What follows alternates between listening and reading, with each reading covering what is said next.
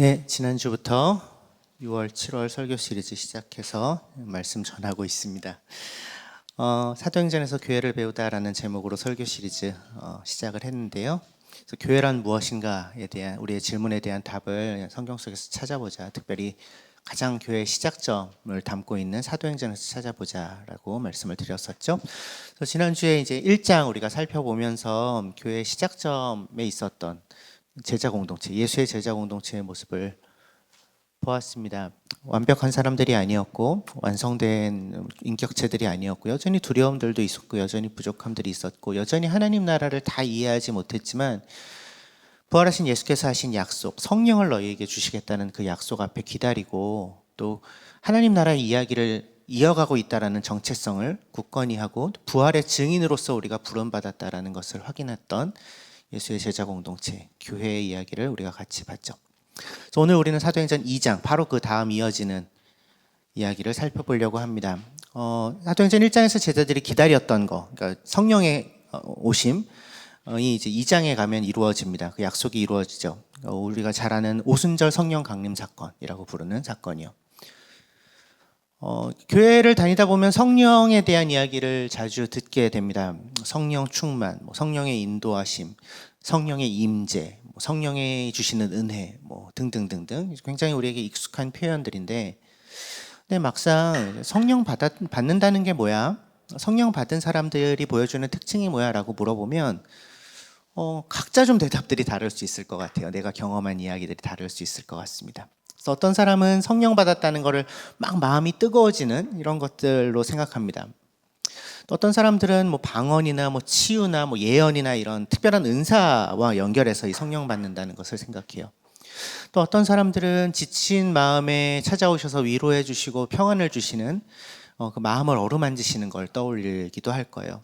물론 이 모든 것들은 성령께서 하시는 일입니다. 성령께서 지금도 우리 안에 오셔서 우리와 함께 하시고 우리를 인도하시고 때로는 특별한 어떤 은사들을 주시기도 하시고 또 우리의 마음을 만지고 위로하고 더 나아가서 우리가 함께하는 이 교회를 이끌어 가시는 그 살리고 움직이고 변화시키는 일들을 성령께서 하시는 것은 분명해요. 때로는 우리가 이해할 수 없는 방식으로 그러한 일들을 하십니다. 근데 중요한 것은 그 성령이 우리와 함께 하신다는 것, 우리가 성령을 받았다는 것, 그것이 우리의 실제 삶에서 어떤 모습으로 드러나야 할까인 것 같습니다. 우리의 삶 속에서 성령이 임한 사람, 성령이 임하지 않는 사람 사이에 어떤 차이가 있고 성령이 임한 교회 그리고 성령이 일하시기 어려운 그런 교회 사이에는 어떤 차이가 있을까? 우리는 성령 받은 자들답게 살아가고 있는가? 이런 질문들에 대해서 답을 성경 속에서 찾는 건 중요한 일인 것 같고요. 그래서 오늘은 사도행전 2장 거의 전체와 그리고 4장의 제일 마지막 부분 몇 절 말씀을 좀 같이 읽으려고 합니다. 성령이 임한 교회가 어떤 모습으로 살아가는지를 여기에서 같이 살펴보고 싶어요. 그래서 오늘도 본문이 깁니다. 그래서 두 부분을 좀 나눠 놓기는 했는데 먼저 사도행전 2장 1절부터 36절까지 중간중간 생략되어 있는데 강연에 있는 대로 같이 한번 읽어볼까요? 시작. 오순절이 되어서 그들은 모두 한 곳에 모여 있었다. 그때 갑자기 하늘에서 세찬 바람이 부는 듯한 소리가 나더니 그들이 앉아있는 온 집안을 가득 채웠다. 그리고 불길이 솟아오를 때 손바닥이 갈라지는 것 같은 혀들이 그들에게 나타나더니 각 사람 위에 내려앉았다. 그들은 모두 성령으로 충만하게 되어서 성령이 시키시는 대로 각각 방언으로 말하기 시작하였다. 예루살렘에는 경건한 유대 사람들이 세계 각국에서 와서 살고 있었다. 그런데 이런 말소리가 나니 많은 사람이 모여와서 각각 자기네 지방말로 제자들이 말하는 것을 듣고서 어리둥절하였다. 그들이 놀라 신기하게 여기면서 말하였다. 보시오, 말하고 있는 이 사람들은 모두 갈릴리 사람이 아니오? 그런데 우리 모두가 저마다 태어난 지방의 말로 듣고 있으니 어찌된 일이오? 우리는 저들이 하나님의 큰 일들을 방언으로 말하는 것을 듣고 있소. 사람들은 모두 놀라 어쩔 줄 몰라서 이게 도대체 어찌된 일이오 하면서 서로 말하였다. 그런데 더러는 조롱하면서 그들이 세술에 취하였다 하고 말하는 사람도 있었다. 베드로가 11사도와 함께 일어나서 목소리를 높여서 그들에게 엄숙하게 말하였다. 유대 사람들과 모든 예루살렘 주민 여러분, 이것을 아시기 바랍니다. 내 말에 귀를 기울이십시오. 지금은 아침 9시입니다. 그러니 이 사람들은 여러분이 생각하듯이 술에 취한 것이 아닙니다. 이 일은 하나님께서 예언자 요엘을 시켜서 말씀하신 대로 된 것입니다. 하나님께서 말씀하신다. 마지막 날에 나는 내 영을 모든 사람에게 부어주겠다.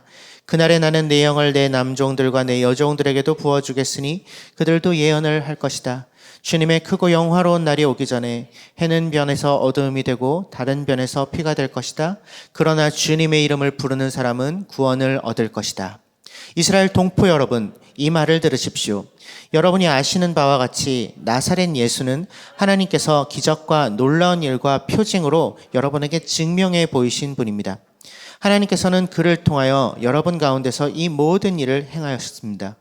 이 예수께서 버림을 받으신 것은 하나님이 정하신 계획을 따라 미리 알고 계신 대로 된 일이지만 여러분은 그를 무법자들의 손을 빌어서 십자가에 못 박아 죽였습니다. 그러나 하나님께서는 그를 죽음의 고통에서 풀어서 살리셨습니다. 그가 죽음의 세력에 사로잡혀 있는 것은 있을 수 없는 일이기 때문입니다. 이 예수를 하나님께서 살리셨습니다. 우리는 모두 이 일의 증인입니다. 하나님께서는 이 예수를 높이 올리셔서 자기의 오른쪽에 앉히셨습니다. 그는 아버지로부터 약속하신 성령을 받아서 우리에게 부어주셨습니다. 여러분은 지금 이 일을 보기도 하고 듣기도 하고 있는 것입니다. 그러므로 이스라엘 온 집안은 확실히 알아두십시오. 하나님께서는 여러분이 십자가에 못 박은 이 예수를 주님과 그리스도가 되게 하셨습니다. 사도행전 2장은 오순절날 일어난 사건을 이야기해주고 있습니다. 오순절은 6월절 이후에 7주를 지나서, 그러니까 77에 49, 그 다음이 50일인데 50일째 되는 날. 그래서 유대적 77절이라고도 불렀고요. 이건 뭐 추수감사절 같은 역할을 하기도 했고, 또 하나님께서 시내산에서 율법을 주시고 하나님 그분의 백성들 이스라엘과 언약을 맺으셨던 날을 기념하는 날이기도 했어요. 굉장히 중요한 절기 중에 하나였죠. 그 오순절에 제자들이 모여서 기도하고 있는데, 근데 사도행전 1장에서 예수께서 부활하신 후에 40일 동안 제자들과 머무셨고 그리고 승천하셨다라고 기록하고 있기 때문에 예수님이 승천하신 지 한 열흘 정도 지났을 때입니다. 6월절에 돌아가셨으니까, 6월절 바로 전날에 돌아가셨으니까. 그 오순절에 예수의 제자들이 한 곳에 모여서 기도하고 있는데 하늘에서 세찬 바람이 부는 듯한 소리가 들리고 그들의 눈에 뭔가 환상 같은 것이 보이기 시작했습니다. 불의 그 불꽃에 혀처럼 생긴 게 막 갈라지듯이 각 사람 위에 임하는 그런 환상을 그들이 함께 보고요. 그리고 나서 그들이 외국어를 막 말하기 시작했어요. 여기서 얘기하는 방언은 그 다른 나라 여러 지방의 말들을 의미합니다. 그러니까 성령이 임재하자 이들이 여러 지방의 말들을 그 전에 하지 못했던 외국어를 막 말하기 시작한 거예요. 영어 방언을 너무 받고 싶다는 생각을 옛날에 많이 했던 것 같아요. 그래서 중학교, 고등학교 때. 그 자리에 있는 사람들이 굉장히 그것을 본 사람들이 놀랐죠.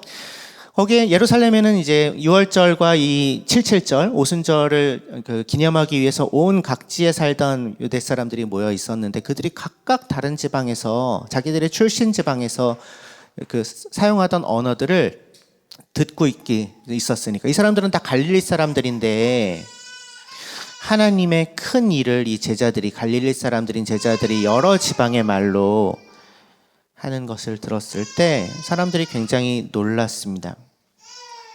또 어떤 사람들은 막 조롱하기도 했어요. 저들이 아침부터 술에 취해서 저러는구나 이렇게. 근데 그때 베드로가 일어서서 이야기합니다. 베드로가 어떤 사람이죠? 예수님이 잡혀가셨을 때 예수님을 3번이나 부인했던 사람입니다. 두려움에 사로잡혔었던 사람이에요. 자기만 살겠다고 스승을 버렸던 사람이죠. 그런데 성령이 임하자 그 베드로가 담대하게 일어나서 말하기 시작합니다. 지금 일어나는 이 일이 술에 취해서 일어나는 것이 아니다. 하나님께서 구약 성경의 예언자 요엘을 통해서 말씀하셨던 그 예언이 지금 이루어지고 있는 것이다. 하나님이 그의 영을 모든 사람에게 부어주시겠다는 그 약속이 지금 성취되는 것이다.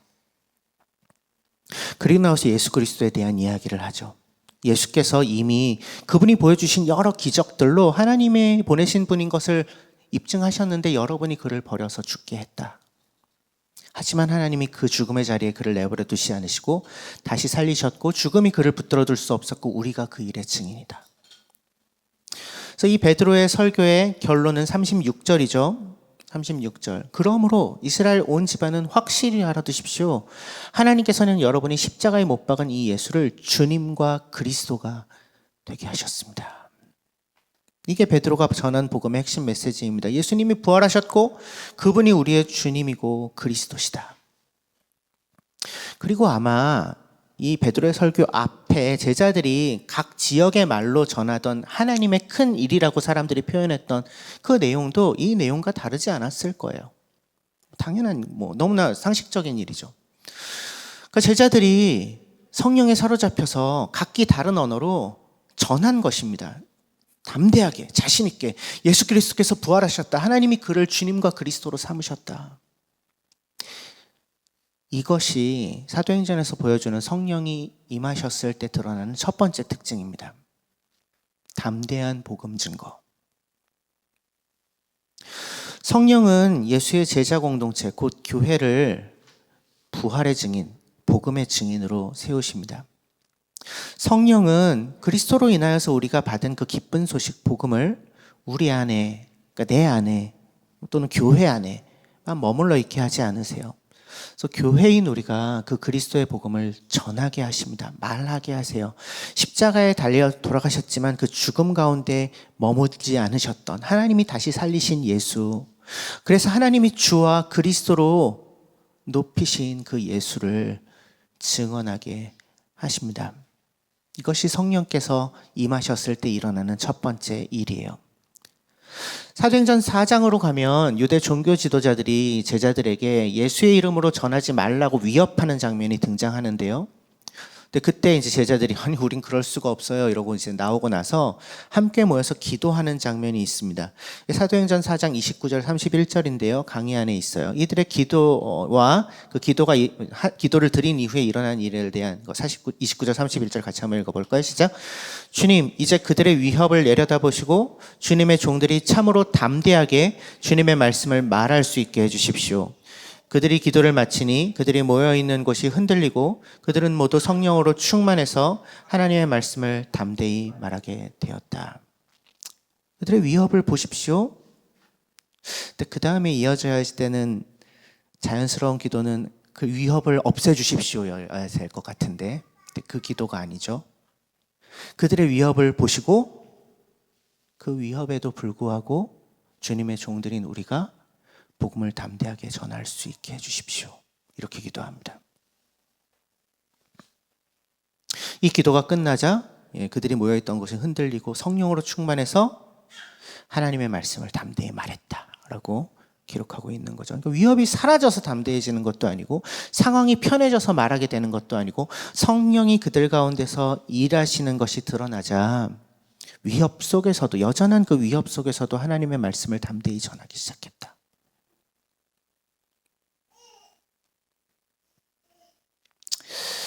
우리 안에 이런 모습들이 있는가를 돌아보는 일은 좀 중요한 것 같습니다. 복음을 증언하는 것, 예수 그리스도가 우리의 주와 그리스도가 되셨다는 것을 전하는 일에 우리의 말로, 우리의 삶으로 그것을 전하는 일에 우리는 얼만큼 참여하고 있는가 돌아볼 필요 있는 것 같아요. 근데 중요한 것이 있습니다. 우리가 기억해야 될 것이 있어요. 우리가 종종 전도 합시다 이런 얘기를 사실 우리 교회에서는 그런 얘기를 특별히 막 하긴 하는데 이제 전도를 얘기할 때 많은 교회들에서 이제 교회로 그러니까 사람들을 데리고 오세요 이렇게 얘기해요. 그게 전도라고. 그래서 복음 전도는 교회로 사람들을 데리고 오는 것이라고 생각하는 경우가 많은데 그거 귀한 일이에요. 누군가를 예배의 자리로 초대하는 것, 교회로 데리고 오는 것 귀한 일인데 이제 전도의 본질이 사실은 그것은 아닙니다. 전도의 핵심은 그리스도로 인하여서 변화된 나의 삶을 보여주는 것에서부터 사실은 시작해요. 그러니까 내가 무엇을 소망하면서 살고 있는지, 왜 이전과는 다른 종류의 선택을 하면서 살고 있는지, 그 이유가 되신 예수를 전하는 것. 그러니까 결국 나의 삶에서 예수로 말미암아 다른 사람들과 다른 방식의 선택들, 다른 방식의 어떤 방향의 어떤 전환들이 있지 않다면 사람들이 궁금해하지 않겠죠. 너 왜 그렇게 사는 거니 도대체? 그러면 복음을 전할 수가 없는 거죠. 예수를 전할 수가 없는 거죠. 베드로전서에서 그 얘기를 하고 있는데 베드로 사도가 3장 15절에서 너희 속에 있는 소망에 관한 이유를 묻는 자에게 대답할 것을 항상 준비하되 온유와 두려움으로 하고, 개역성경에서 이렇게 얘기합니다. 너희가 소망을 품고 살아가기 때문에 다른 선택들을 하면서 살고 있는데 누군가가 그 소망의 이유가 무엇인지를 궁금해하면 언제든지 대답할 것을 준비해둬라. 온유함과 경외함으로 그런 일들을 해라라는 얘기를 하고 있어요. 그래서 전도는 다른 사람들에게 우리 교회 와봐라고 얘기하는 것이 아니라는 것입니다. 전도는 그 복음이 우리의 삶 속에서 열매를 맺어서 뭔가 다른 어떤 결과들, 변화들로, 그러니까 우리 삶 속에 그 소망이 있다는 것을 드러낼 법한 변화들로 그 복음이 드러날 때 일어나는 일이라는 거죠. 그 소망의 이유를 예수 그리스도시다 라고 설명하는 것이 전도인 거죠. 사도행전 2장의 맥락도 사실은 그래요. 베드로가 이렇게 담대하게 설교하고 난 다음에 3,000명이나 회심했다라고 이후에 얘기하고 있는데, 맥락 없이 이 설교가 이루어진 게 아니죠. 사람들이 먼저 제자들의 변화된 모습을 본 거예요. 저 사람들 드러나지 않았던 사람들인데 갑자기 나서가지고 복음을 증언하는 그들의 변화된 모습을, 그리고 그것에 대해서 궁금해한 거예요. 왜 이런 일이 일어나는 거지? 왜 저 사람들이 저렇게 변했지? 그때 베드로가 복음의 내용을 설명한 거죠. 맥락이 있는 거죠. 그래서 전도는 예수님 때문에 달라진 삶을 살아내는 것, 그리고 그 삶을 통해서 생겨난 질문들, 다른 사람들이 내 삶을 보고 생겨나는 그 질문들, 그것들에게 그 질문들에 예수님이 답이시라고 이야기해 주는 것을 통해 일어나는 일입니다. 삶의 맥락이 굉장히 중요합니다. 그래서 전도를 위해서 제일 중요한 것은 그러니까 사실은, 그래서 이 맥락이 없는 전도는 눈살을 찌푸리게 할 때도 많고, 사실 현대사회에서는 굉장히 오히려 복음에 걸림돌이 되는 경우도 되게 많아요. 예수천당 불신지옥 이런 거 들고 이제 저 광화문 이런 데 서 계시는 분들, 그 열정은 너무나 귀하고 존중하는데 방식이 그렇게 지혜롭지는 않다는 생각을 항상 하는데, 안타까운 마음을 그래서 항상 가져요. 전도를 위해서 가장 중요한 건 그런 게 아니고, 사실은 좋은 친구가 되는 겁니다. 좋은 이웃이 되는 거예요. 그것부터 시작해야 됩니다. 그리스도로 인해서 나는 다른 선택을 한다는 것을 드러내 보여줄 만큼 가까운 관계들을 맺는 것이 필요해요. 제가 재작년에 이사를 하고 나서 이제 친하게 지내는 이웃들이 생겼어요. 한 7집 정도 되는데, 아파트 입주 준비하면서 같이 활동하고 이러면서 어쩌다가 그렇게 됐어요. 네. 그래가지고 지금까지 2년이 지났는데 지금까지 또 친하게 지내요. 한 달에 한 번씩 만나서 맥주 한잔 하고 이러면서 이야기 나누고 친하게 지내는데, 그래서 처음에는 제 직업을 몰랐어요. 그분들이 되게 궁금해했어요. 뭐 하시는 분이냐고 도대체. 저는 보통 이제 사람들한테 제 직업을 목사라고 처음부터 얘기하지 않아요. 부작용이 항상 생기거든요. 그러면 지나치게 거리감이 생기거나 지나치게 가까워지려고 하거나 둘 중에 하나 반드시 일어나기 때문에, 외부에서 제 직업을 얘기해야 할 일이 생기면 비영리 단체에서 교육 콘텐츠 개발하는 일을 합니다. 이렇게 대답을 하는데, 그러면 이제 더 물어보지 않아요, 보통. 근데 이제 지금 한 2년 지났으니까 지금은 다 알아요. 친하게 지내는 분들은.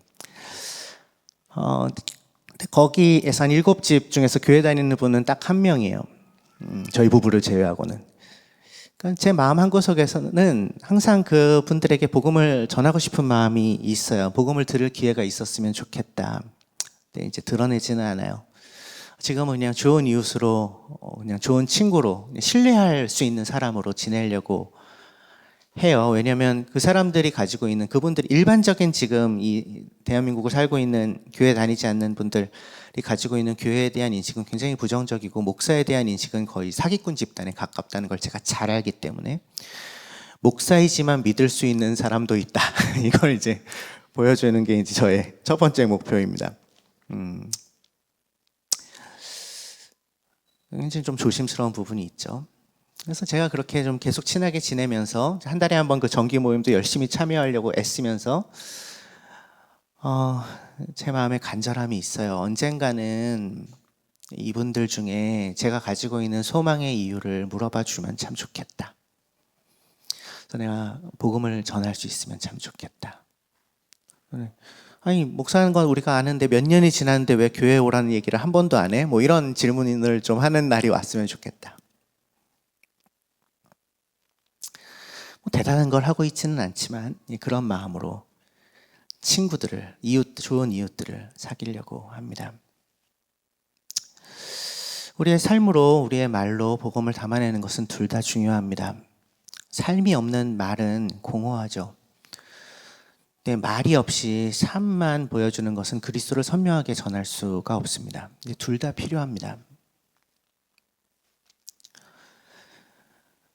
사도행전 2장 37절부터 47절까지 역시 약간 중약되어 있는 부분들이 있지만, 그리고 4장 32절부터 35절까지 그냥 쭉 이어서 같이 한번 읽겠습니다. 시작. 사람들이 이 말을 듣고 마음이 찔려서 형제들이여 우리가 어떻게 하면 좋겠습니까? 하고 베드로와 다른 사도들에게 말하였다. 베드로가 대답하였다. 회개하십시오. 그리고 각 사람은 예수 그리스도의 이름으로 세례를 받고 죄의 용서를 받으십시오. 그리하면 성령을 선물로 받을 것입니다. 베드로는 이 밖에도 많은 말로 증언하고 삐뚤어진 세대에서 구원을 받으라고 그들에게 권하였다. 그의 말을 받아들인 사람들은 세례를 받았다. 이렇게 해서 그날의 신도의 수가 약 3,000명이나 늘어났다. 그들은 사도들의 가르침에 몰두하며 서로 사귀는 일과 빵을 떼는 일과 기도에 힘썼다. 믿는 사람은 모두 함께 지내며 모든 것을 공동으로 소유하였다. 그들은 재산과 소유물을 팔아서 모든 사람에게 필요한 대로 나누어 주었다. 그리고 날마다 한 마음으로 성전에 열심히 모이고 집집이 돌아가면서 빵을 떼며 순전한 마음으로 기쁘게 음식을 먹고 하나님을 찬양하였다. 그래서 그들은 모든 사람에게서 호감을 샀다. 주님께서는 구원받는 사람을 날마다 더하여 주셨다. 많은 신도가 다 한 마음과 한 뜻이 되어서 아무도 자기 소유를 자기 것이라고 하지 않고 모든 것을 공동으로 사용하였다. 사도들은 큰 주 예수의 부활을 증언하였고 사람들은 모두 큰 은혜를 받았다. 그들 가운데는 가난한 사람이 한 사람도 없었다. 땅이나 집을 가진 사람은 모두 그것을 팔아서 급한 돈을 가져다가 사도들의 발 앞에 놓았고 사도들은 각 사람의 필요에 따라 나누어 주었다. 베드로의 설교를 들은 사람들의 마음이 찔렸습니다. 그들이 바로 예수를 십자가에 못 박아라 외쳤던 사람들이니까요. 그러니까 베드로와 다른 사람들에게 그래서 물어봅니다. 형제 여러분, 우리가 어떻게 하면 좋겠습니까? 우리가 이런 잘못들을 했다는 걸 알고 있는데 이제 우리가 어떻게 하면 좋겠습니까? 그러니까 복음이 선포되니까 사람들의 마음에 찔림이 일어난 거죠. 그래서 오늘 좋은 얘기 들었어 이렇게 반응하지 않았고요. 감동적이었어 뭐 이렇게 반응하지 않았고요. 소름이 돋았어 뭐 이렇게 하고 끝나지 않았어요. 이제 그럼 우리가 어떻게 하면 좋겠습니까? 라고 물어봐요. 그러니까 자기 삶의 방향에 대한 질문을 던지는 거죠. 그래서 베드로가 대답합니다. 회개하십시오. 그리고 각 사람에게 예수 그리스도의 이름으로 세례를 받고 죄 용서를 받으십시오. 그러면 성령을 선물로 받을 것입니다. 라고 얘기해요. 회개하십시오. 이전에 살던 삶의 방식에서 돌이키라는 거예요. 예수 그리스도께 속한 삶으로 살겠다고 선언하라는 것입니다. 그러면 하나님과의 관계가 회복될 것이에요. 성령을 선물로 받게 될 것이라는 겁니다. 그래서 이 모든 과정을 우리는 이제 회심이라고 부릅니다. 마음을 돌이키는 것. 그러니까 회심은 삶의 주인이 바뀌는 거예요. 내 중심으로 살던 자기 중심성이 가득했던 삶에서 하나님을 향하여 하나님이 주인 되시는 삶을 향하여 하나님의 다스림 즉 하나님 나라를 향하여 돌이키는 것, 그것이 회심입니다. 삶의 방향이 바뀌는 것. 그러니까 단번에 완벽하게 바뀌지 않겠지만 적어도 큰 방향이 전환되는 것. 그것이 회심이에요.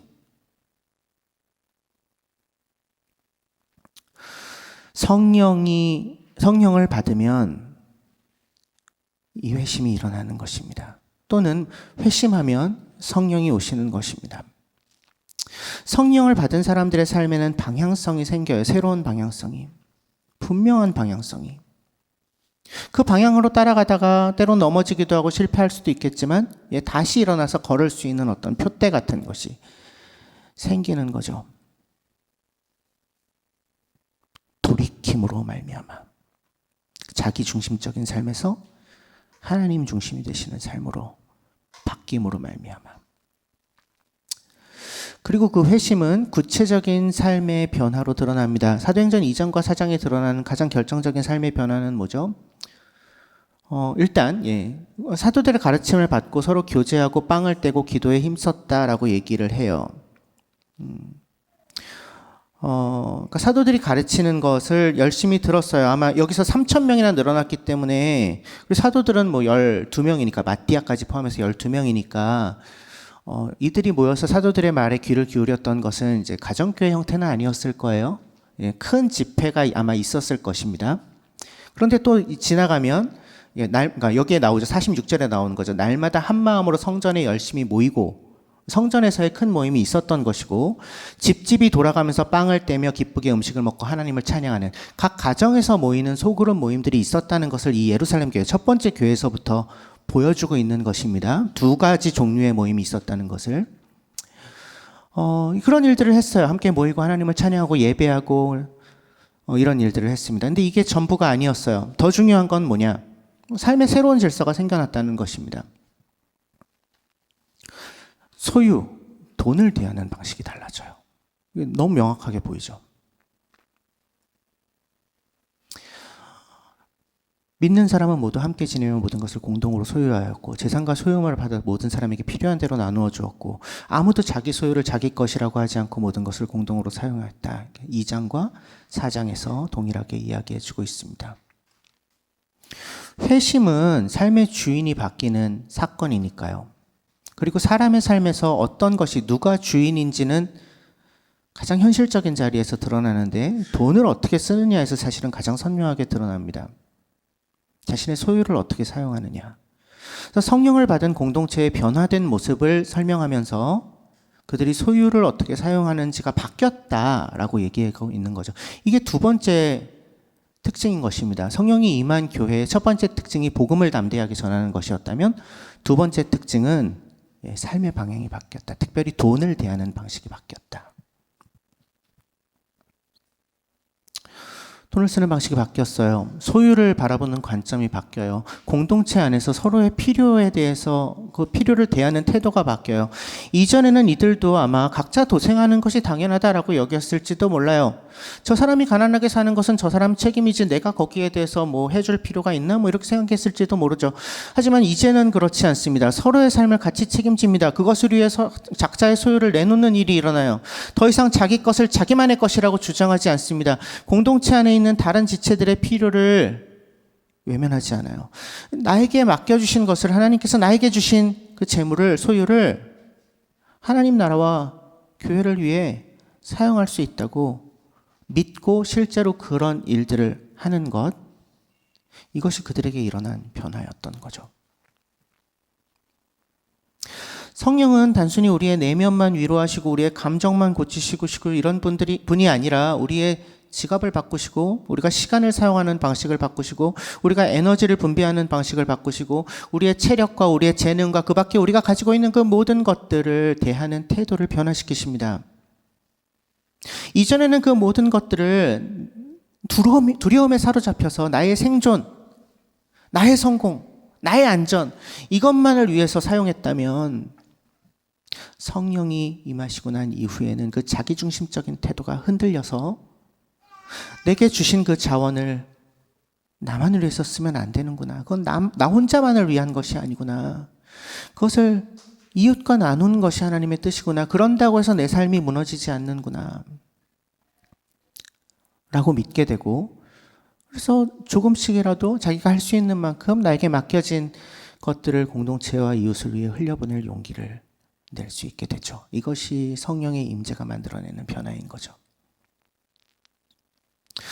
성령이 임하신 사람들, 성령의 인도하심을 받으며 살아가는 사람들은 그래서 계속 물어봅니다. 스스로에게. 주님, 저에게 이런 것들이 있는데 이걸 어떻게 사용하기를 원하시나요? 나에게 맡겨주신 이것들을 누구와 나누기를 원하시나요? 내 시간과 재정과 에너지와 내 관계와 나의 재능과 이 모든 것들을 나만을 위해서 쓰지 않고 공동체와 이웃을 위해서 사용한다는 것은 어떤 것일까요?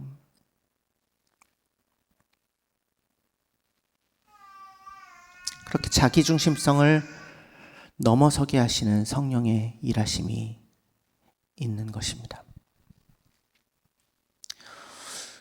교회 안에도 여러 필요가 있습니다. 우리 교회 안에도 누군가는 정서적으로 지쳐 있어요. 누군가는 경제적으로 좀 많이 힘든 상황들에 있죠. 누군가는 육아 때문에 힘들고 회사 때문에 힘들고 일상에 지쳐 있어요. 누군가는 아직 신앙이 단단하지 못해요. 도움이 필요해요. 누군가는 공동체 안에 확 들어오고 싶지만 아직 많이 서툴고 조심스러워서 두려워하고 있어요. 누군가는 그 모든 부담들을 그냥 짊어지고 말없이 버티고 있어요. 여러 필요들이 우리 안에 있습니다. 물론 그 모든 필요를 내가 다 나서서 해결할 수는 없습니다. 그러면 내가 망가져요. 메시아 컴플렉스라고 하죠. 내가 구원자가 될 수는 없어요. 근데 그렇다고 해서 무관심한 채 그냥 그건 네 몫이니까 네가 알아서 해 이럴 수도 없는 거죠. 왜요? 성령이 우리를 그 자리에 내버려 두지 않으시니까요. 성령이 우리의 눈을 여시니까요. 다른 사람들의 필요를 보게 하시니까요.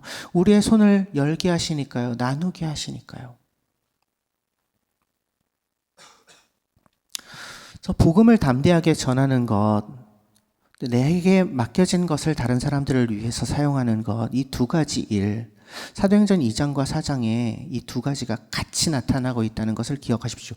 2장에도 이 두 가지가 같이 나타나고 있고 4장에도 이 두 가지가 같이 나타나고 있는 것입니다. 아까 우리 그 복음을 담대하게 전하게 해주십시오. 기도하는 장면이 바로 요 앞에 있고 그리고 나서 이제 그들이 어떤 종류의 삶을 살아는지를 이어서 얘기하고 있기 때문에 두 가지를 붙여서 얘기하고 있는 것입니다. 성령을 받은 예수의 제자 공동체 교회는 복음을 전하고 자신들의 것을 나눕니다. 복음과 삶이, 부활의 증언과 나눔이, 담대한 전도와 따뜻한 돌봄이 함께 있는 거죠. 성령께서 이 두 가지를 하고 계시기 때문에.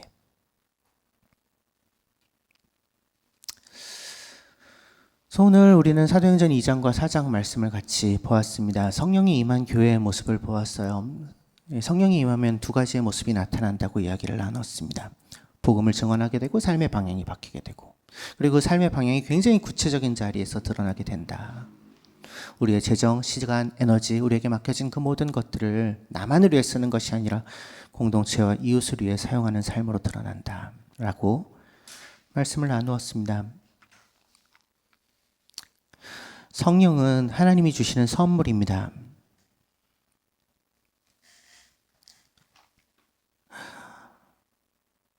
거저 주시는 사실은 선물입니다. 예수 그리스도의 복음을 듣고 회심하고 주님께 돌아온 사람들에게 하나님이 성령을 선물로 주십니다. 그런데 그 성령이 선물로 받은 성령에 함께 하신 그 성령의 임재, 성령의 동행, 그것은 반드시 우리의 삶을 바꿉니다.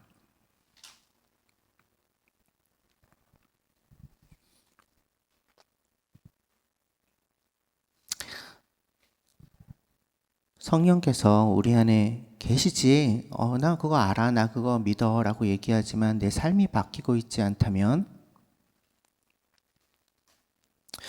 또는 내가 가지고 있는 시간, 재정, 에너지, 이건 나만을 위해서 쓰기도 너무 부족한데 이걸 어떻게 나누라는 말이야, 뭐 이런 생각이 든다면, 지금 나도 죽겠는데 공동체에 있는 다른 사람들의 필요를 어떻게 돌아보라는 거야, 이제 이런 마음이 든다면, 뭐 그렇다고 해서 성령이 오시지 않은 것은 아닙니다. 괜찮아요. 스스로를 뭐 정죄하거나 움츠러들지 않아도 됩니다. 그냥 거기서부터 시작하면 돼요. 새로운 시작점으로 삼으면 돼요. 그 자리가 바로 우리가 성령의 도우심을, 성령의 더 강력한 임재를 구해야 되는 자리가 되는 거죠. 내 힘으로는 못한다는 것을 알았으면 그건 좋은 일입니다.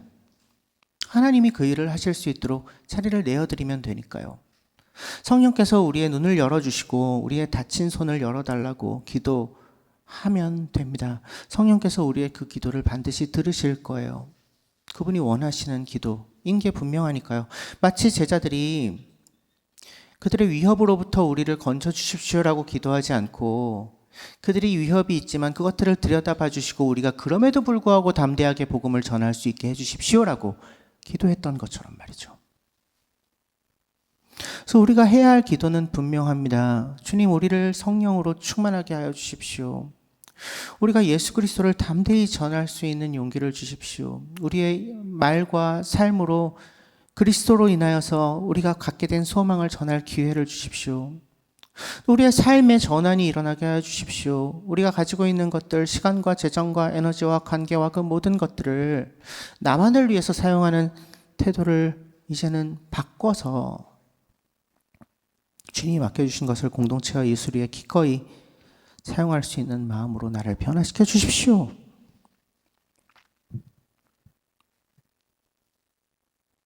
이것이 우리가 해야 할 기도일 것입니다.